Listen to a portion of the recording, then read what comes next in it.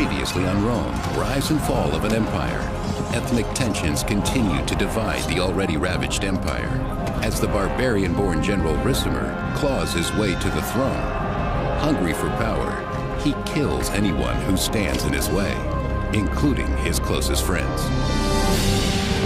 Now, Roman control of the empire's once great western provinces is swept away by a storm of barbarian warlords and kings. Out of the chaos, one Roman leader rises up, determined to restore Rome to its glory days. But in his path stands a fierce barbarian warrior prince. For the empire, the clash of their swords is the beginning of the end.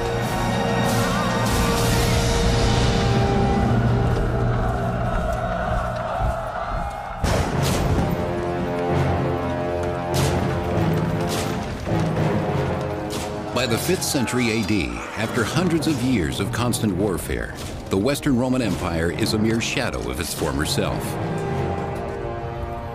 The empire was into full-blown crisis. There was increasing pressure from barbarians outside the empire who wanted to come into the empire. And above all, there was the tremendous financial pressure. The empire wasn't generating the revenues that allowed it to keep its military force strong and its infrastructure repaired. Without a well-armed military, Rome is powerless against one of the largest barbarian forces the empire has ever seen, the Huns, led by their ferocious leader, Attila.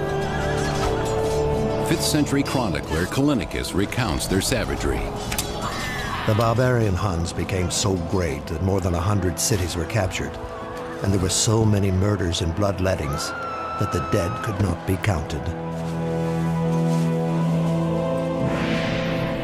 The Huns, a nomadic tribe from the east, lay waste to what little is left of the empire.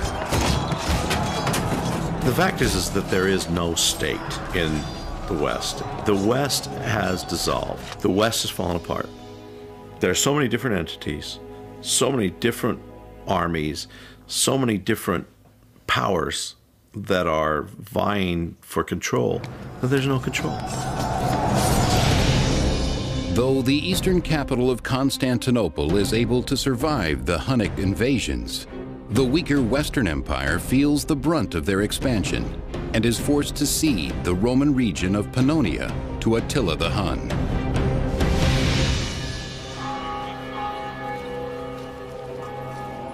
In the empire's former territories, Romans must now answer to their barbarian rulers, the Huns. Romans and barbarians can identify each other by the way they speak, by the way they dress, by the way they smell, by the way they wear their hair. Even though by this time Romans and barbarians are really used to each other, I think it's fair to say that ethnic tensions have never gone away. But one Roman moves through the troubled society with ease and finds opportunity in Attila's new regime. His name is Flavius Orestes. Orestes was a Roman who'd grown up in territory dominated by the Huns, but he got a high position at the court of Attila. The empire may be falling down around him, but it's his Roman heritage that makes Orestes and the other Pannonians valuable to Attila. They're Roman because they talk like Romans, they walk like Romans, and there is still the cultural, the social, everything that makes up what a person is and does is still Roman, and that goes on for centuries.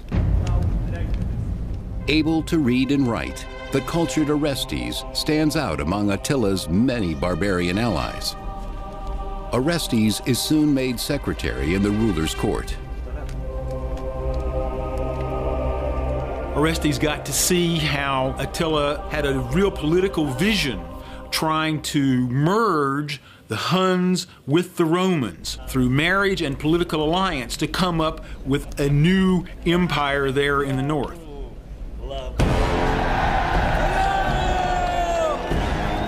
Having daily contact with Attila the Hun, Orestes experiences firsthand just how brutal barbarian justice can be. His Roman sensibilities are easily offended. I think it is fair to say that there's what we would call ethnic tension between barbarians and Romans. They faced a problem similar to the problem that we face today. These different peoples from different cultures need to work together. In important ways, they want to become like each other, but there's tension between them. Though Orestes is repulsed by the barbarians' blood sacrifice of their enemies, in Attila's power, Orestes finds the ambition for something more.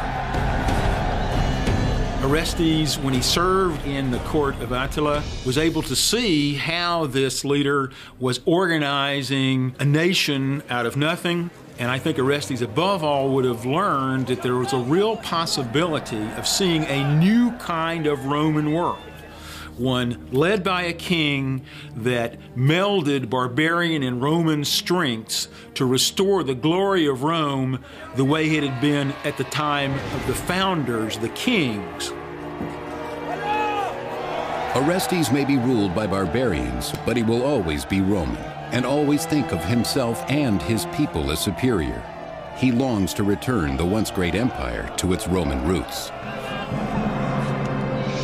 In 453 AD, Attila's reign comes to an unexpected end on his wedding night, soon bringing about the collapse of the mighty Huns and their barbarian allies.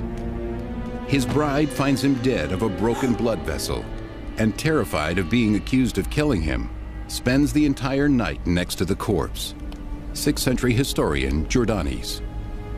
He fell, not by wound or by foe nor by treachery, but happy in his joy and without pain.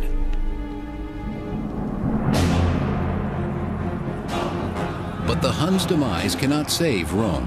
The power vacuum that results only allows more barbarians to descend upon the fading Western Empire. In the following years, Rome's cities fall into disrepair. Hunger prevails, and beggars fill the streets. Orestes wanders, no longer a man of influence. He seeks his fortune in a land struggling to survive. The infrastructure seems to have crumbled in some cases fairly quickly. It varied from one region to another. Aqueducts, it's true, sort of perhaps fall into disrepair, and the quality of pottery, perhaps in some places, diminishes. It's all getting a bit more hectic. The street plans begin to change. The regular features break down. It is a time of diminished hope and starving children. The details of Orestes' travels are lost to us, but as a true Roman, he refuses to believe that the empire is beyond saving, that the humanity and civilization at its core cannot be brought back. He sets his sights on one day making his way to the city of Rome.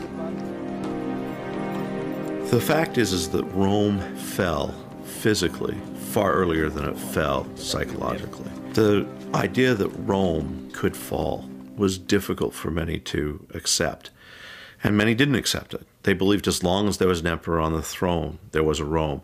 As long as there were walls around the city, there was a Rome. As long as there was somebody who believed a Rome existed, the empire in fact existed. In the mid-5th century, after years of constant pressure from barbarian attacks, Rome is forced into a treaty with a powerful tribe called the Burgundians, granting them valuable Roman land in exchange for military service. Originally from Scandinavia, like many Germanic barbarians, the Burgundians are allowed to settle in southern Gaul. These territories on the periphery of Italy are the first to go. It's just very slowly, little bits and pieces are given away. In a way, it's kind of like if you think about your body. If you're out in the cold, your body is programmed to make sure that your brain and your sort of heart and whatever survive no matter what. So your fingers go first, your toes, your feet, your hands, and it's very much like the Roman Empire. In return for these land grants, the Burgundians must supply the empire with mercenary soldiers. But this treaty only furthers Rome's plight. When they give land to the barbarians, since land is a great source, perhaps the principal source of revenue, the more land they give away, the less money they have coming in. The less money they have coming in, the more land they have to give away in order to keep barbarian support, to keep the army strong. So it really is a vicious spiral that leads more and more to a financial crisis. The Burgundians' leader, Gundobad, is the son of a mighty chieftain. But as the empire grows weaker and more desperate for his tribe's many mercenaries, he is a powerful force in Rome as well.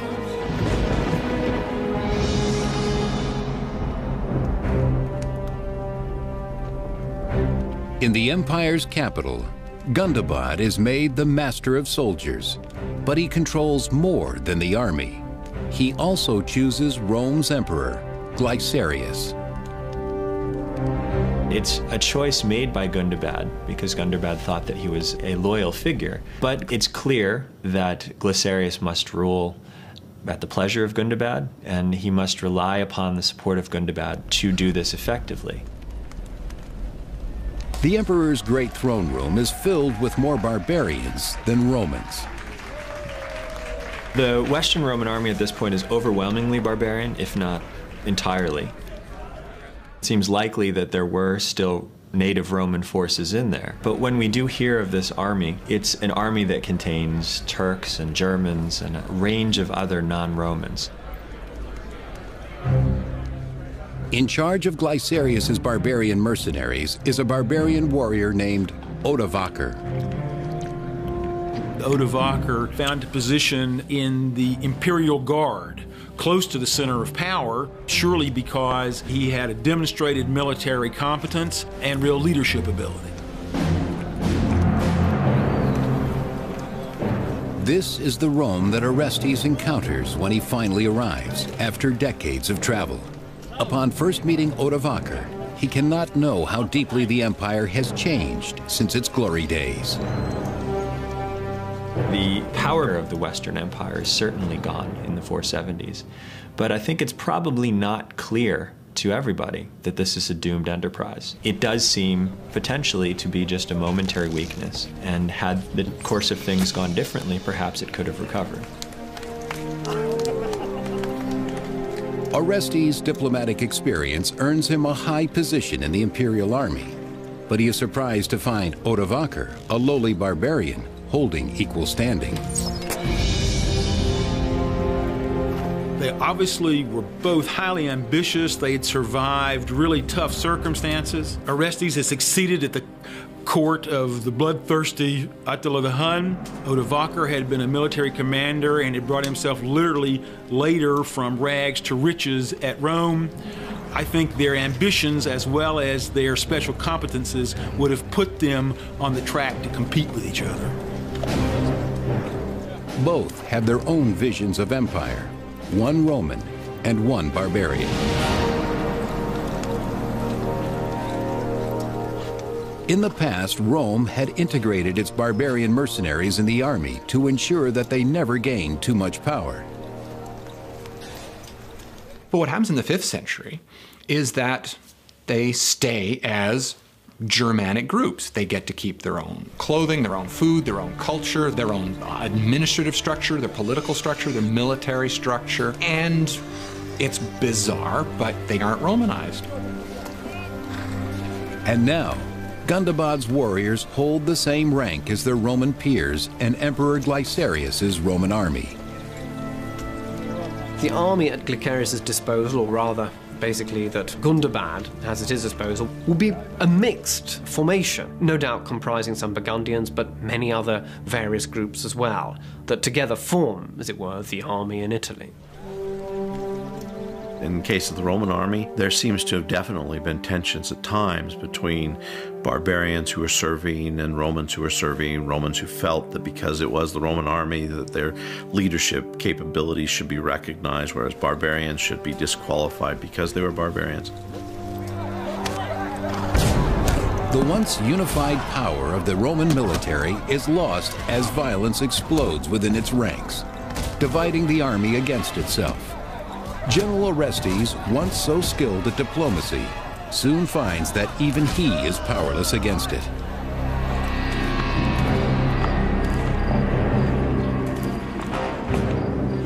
As Rome suffers greater losses against tribes like the Visigoths in Gaul, Roman soldiers must question the allegiance of their barbarian allies. I think everybody had their own interests at this point. Things become somewhat fragmented and diffuse, so that what we're dealing with is a group of people whose interests are no longer united, even among the Romans themselves. Chaos reigns on the battlefield when the army no longer fights for the empire, but every man for himself. When the enfeebled Western Empire can no longer keep its enemies from sacking the Mediterranean coastline, the stronger Eastern Empire, based in Constantinople, finally steps in.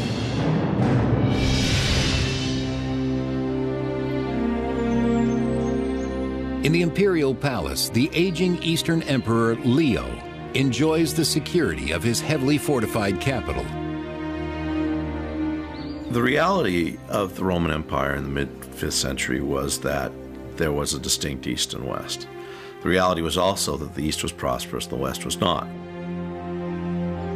Blaming Glycerius for Rome's failures, Leo hopes to extend his own reach by appointing a new Western emperor, Julius Nepos. The thinking about why Nepos was chosen to go to the west revolves around the position that Nepos had at court. He was a very well-placed person, related by marriage to the Emperor Leo. He was a figure who was suitable for leading an invasion to Italy.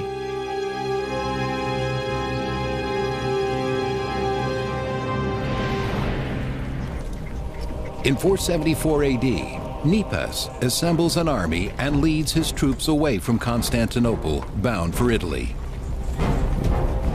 The East is going to look to reassert its influence in the West and find a candidate who could depose Glycerius. Its reaction is not a surprising one. As a newly appointed emperor, Nepos has a great deal to prove, and even more to lose, if he fails in bringing the Western Empire back from the barbarians. As Nepos's army sails from Constantinople, the Western Emperor Glycerius must prepare his own army to counter the attack in Rome. But when Glycerius orders Orestes and Odovaker to ready their troops for battle, he encounters firsthand the problem of barbarian loyalty. Gundobad and his Burgundian troops desert him in his hour of need.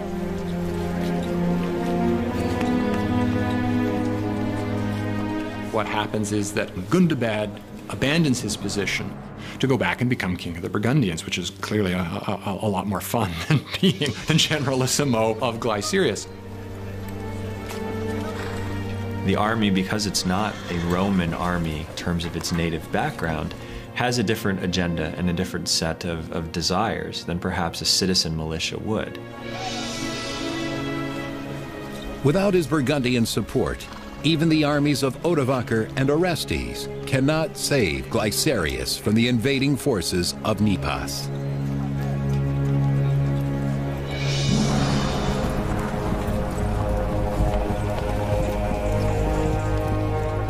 As Nepos draws near Rome, Glycerius and his commanders ride out, not for battle, but to plead for mercy.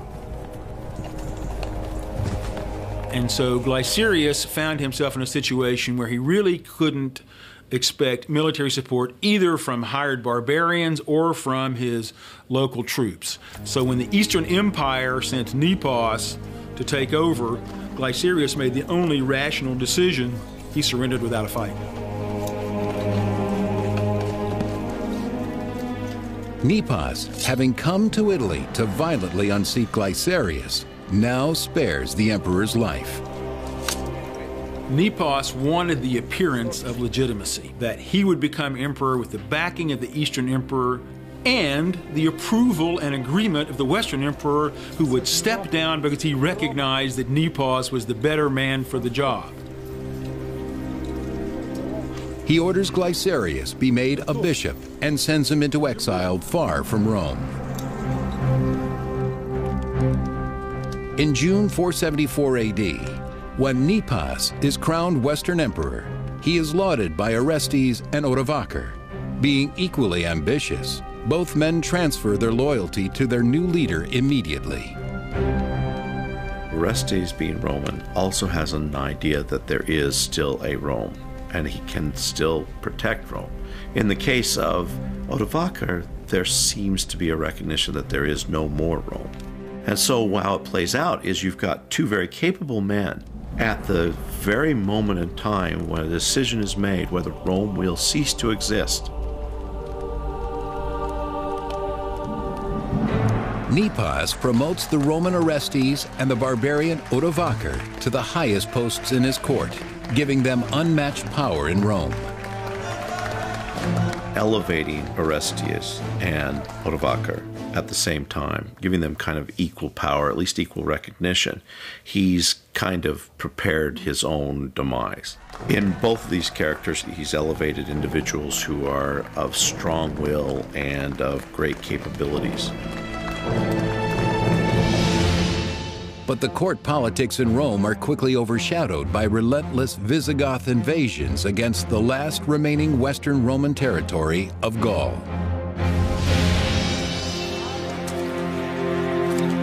At the height of the Roman Empire, this region, now known as Provence, France, was a prosperous community. But throughout the 470s, its people are subject to constant raids from the Visigoth barbarians and their king, Euric. The very ambitious Visigothic king, who was a real expansionist, decided that he was going to attack this area there in southern France that wasn't under his control. By this time, the Visigoths really did have an overwhelming force. And so it was simply part of the process by which Roman territory in Gaul was constantly shrinking until it was reduced to just a tiny slice along the coast of what is today southern France. The bloodthirsty Visigoth warriors lay waste to the villages of Provence, showing no mercy to the helpless Roman citizens. Barbarian Visigoths invade southern Gaul, forcing the meager Roman legion stationed on the border into battle. The imperial soldiers, underarmed and unprepared, are no match for the Visigoths. The Goths seem better organized. Their kingship seems to be stronger. They seem to be able to mobilize more forces, and the forces seem to be better able to deal with whatever eventualities occur in warfare. The fighting is brutal, the carnage overwhelming. Something must be done.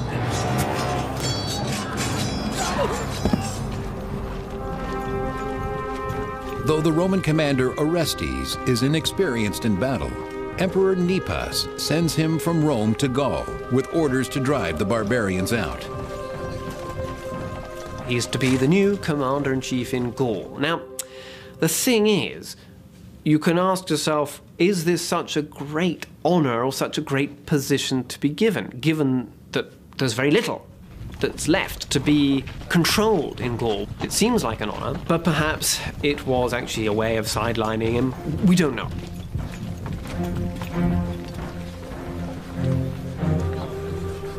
But in his camp on the Italian border, the former diplomat Orestes tries his hand at military strategy, hoping to sideline Odovacar and the new emperor Nepos instead. He offers a deal to his mostly barbarian soldiers. If they march with him against Emperor Nepos, he will grant them valuable land in Italy.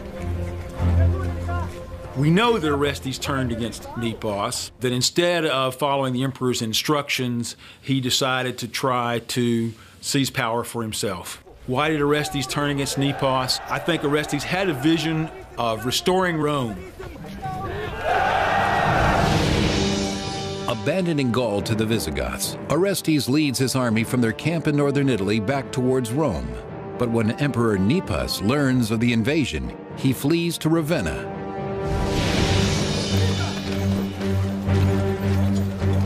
In August of 475 AD, Orestes marches into Ravenna and orders his troops to scour the city in search of the emperor. The barbarian soldiers go on a rampage, terrorizing the citizens and destroying property. I can only imagine that Orestes either thought that Nepos was selling out the Roman Empire to the barbarians, or that Orestes simply had this overwhelming ambition to capture the Roman Empire's leadership for himself. But even under the threat of death, no one reveals the emperor's hiding place. Emperor Nepos is forced to secretly escape the city, according to 6th century historian Jordanes. Nepos fled to Dalmatia, and, deprived of his power, he languished there as a private citizen, in the same city where the exiled Emperor Glycerius recently became bishop. Soon, Nepos is on his way out. He's exiled and will continue to be exiled, calling himself emperor until 480. And in fact, some historians give him sympathy as the last Roman emperor, but he's long since ceased to exist as an emperor. With Nepos gone and the barbarian soldiers under his thumb, Orestes believes he can restore order to an empire engulfed in anarchy.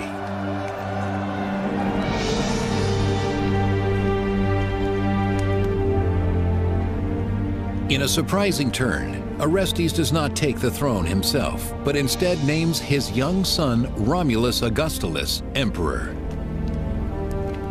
Orestes decided that he, with his childhood having grown up among barbarians and his service at the Hunnic court, that maybe the Italian elite wouldn't want him, Orestes, as the emperor, but they would accept this pure Italian Romulus as their leader because it would appeal to their sense of tradition, no matter how empty in terms of power that feeling was now.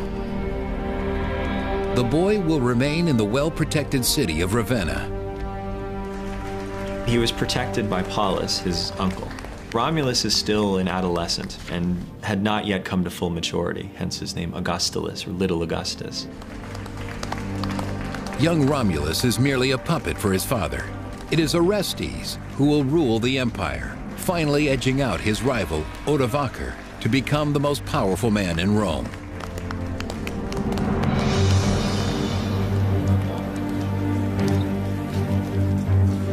Swollen with pride, Orestes ignores his debt to the barbarian soldiers. But after holding up their end of the deal, helping Orestes unseat Nepos, they demand their payment of land. These guys want to get settled on Italy, on Italian territory, on the land of Italian senators. And Orestes is enough of a Roman to know that this isn't going to fly. And so he says no. Orestes couldn't pay the soldiers. For the soldiers, the purpose of having an emperor was to pay them. And so when Orestes, the power behind the throne with the sun on it, can't come up with the money that they want, or can't come up with the land that they demand, then there's only one answer. Get rid of that emperor and get somebody else who can get us what we want.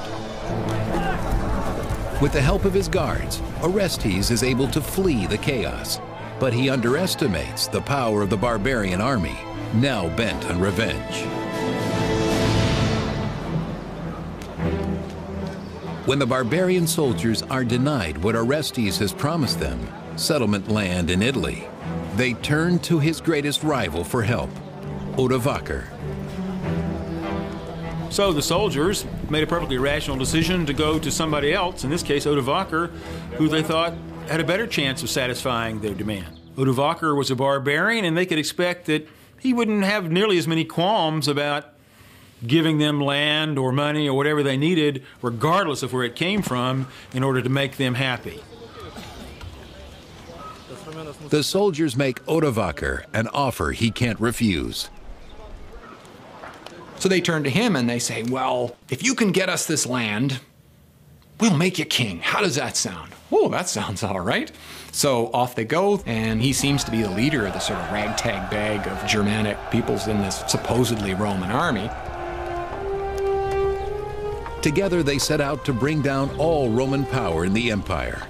Odovaker will now taste the revenge he seeks against Orestes, who dared to usurp his power in Rome.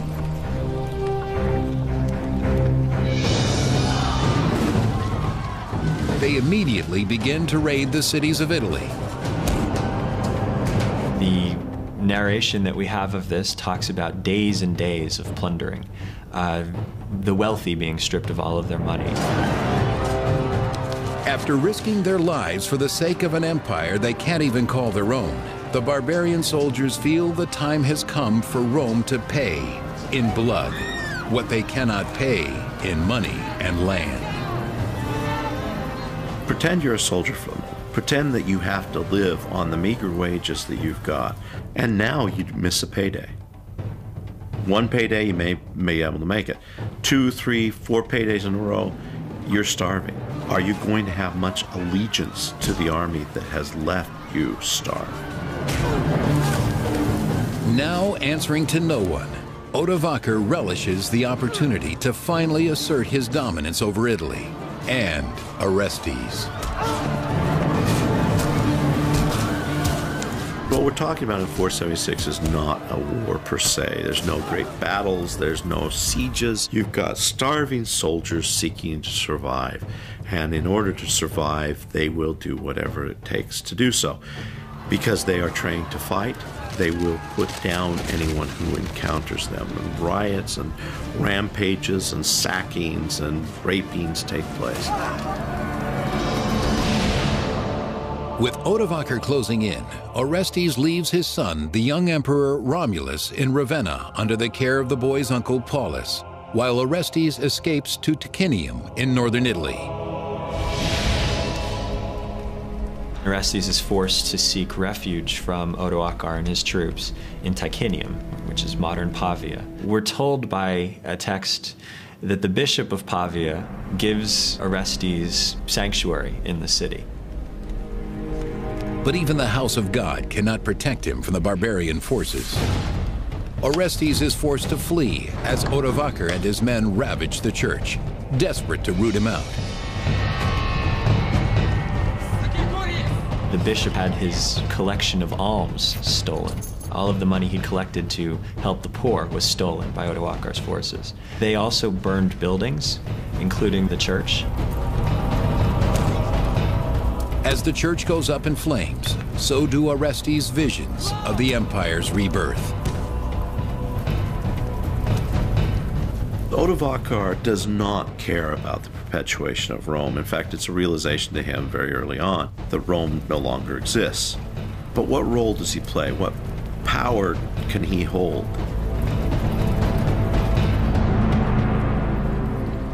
Orestes and his guards escape Ticinium, hoping to buy enough time to prepare for the certain face-off with Odovaker. Once they were peers in the emperor's court, now they are locked in a struggle for their very survival. Both are very proud of the position they hold, and neither are willing to recognize the other has any power at all. Now, in that case, of course, a clash is imminent. Orestes and his army get as far as Placentia, modern-day Piacenza, Italy, before they are finally confronted by Odovaker on the battlefield.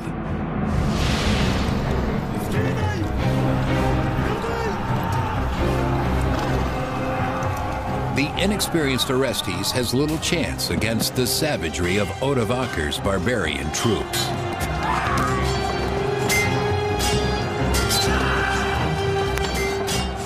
It would have been loud, chaotic, bloody, violent, dusty, which is why morale, even more than training, when push came to shove, was at the heart of who was going to win and who was going to lose. There are dead bodies to climb over. There are injured men yelling. There are people loosing their bowels from fear.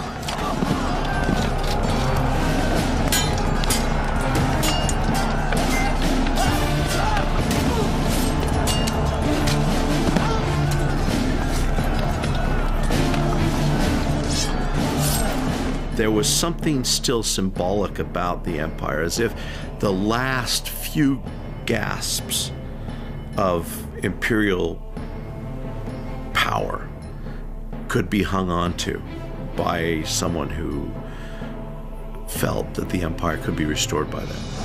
They thought the empire was still existent, or that they could save the empire. We know as historians now that they cannot. No matter how foolish, Orestes refuses to admit defeat. Now fighting on a battlefield near Placentia, Italy, the two adversaries vie for supremacy, just as they once did in the emperor's throne room in Rome. Odovacar and Orestes are the two most important individuals in the West. On their shoulders lie the future of Rome, and one has to agree with the other. There has to be some compromise made.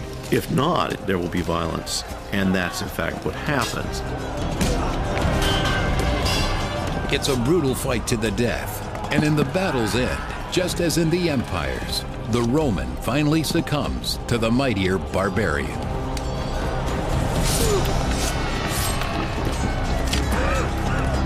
We don't know exactly what happened when Odovacar caught up with Orestes, but my suspicion is that it was a quick and brutal end.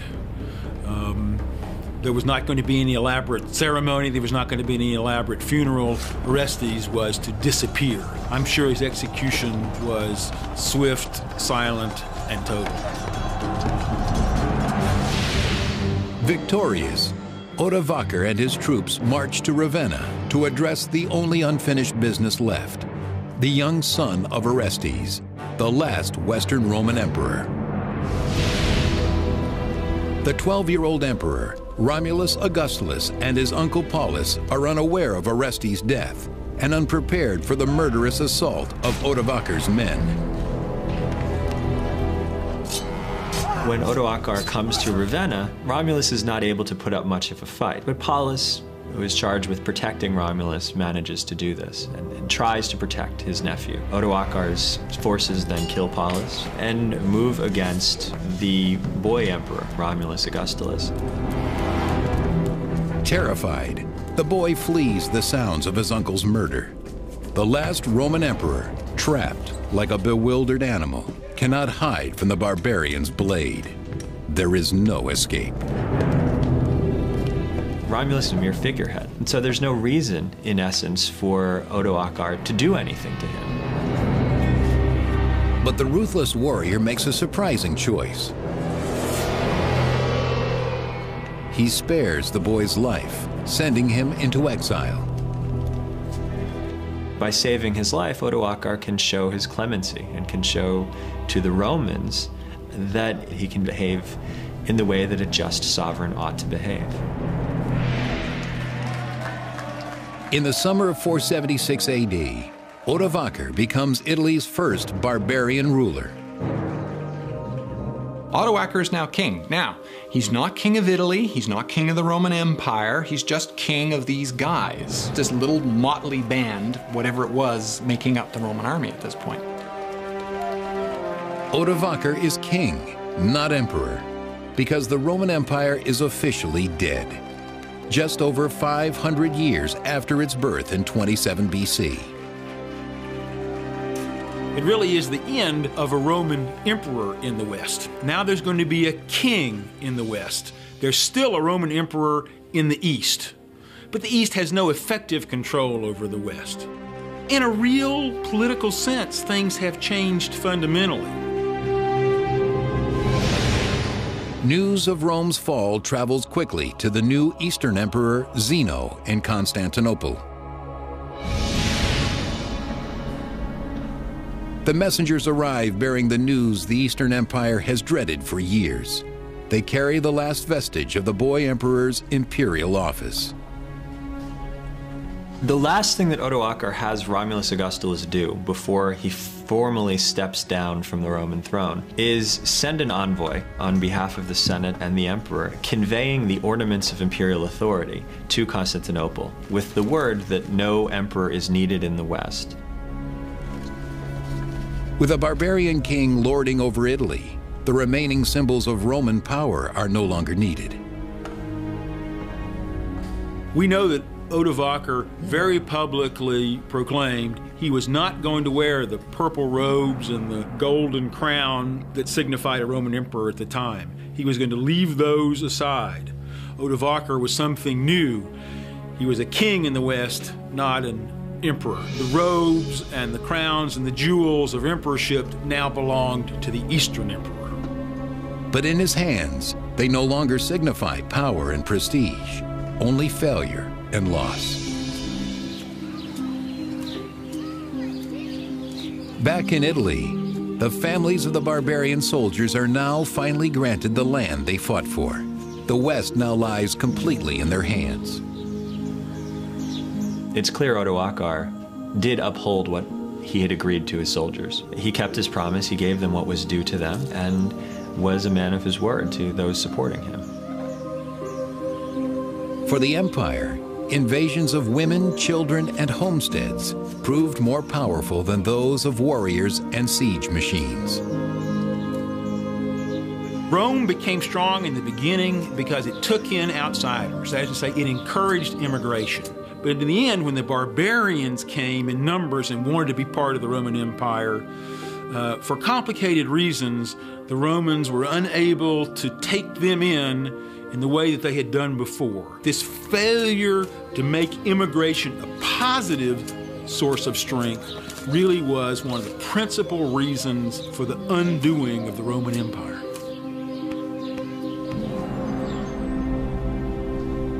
But despite the fall of the empire, in remote places like monasteries and libraries, the great knowledge and ingenuity born of Roman civilization is miraculously salvaged and saved.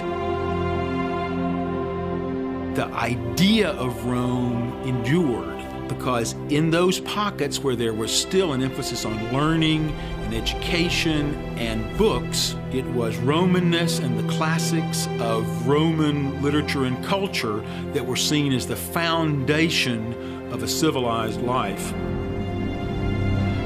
The Roman Empire has bequeathed a huge amount to us, certainly in the West. So many institutions, so much terminology, the very languages that we speak that are so marked by Roman influence. It's all around us. We simply cannot escape the Roman legacy, however hard we may try. And that's why it matters.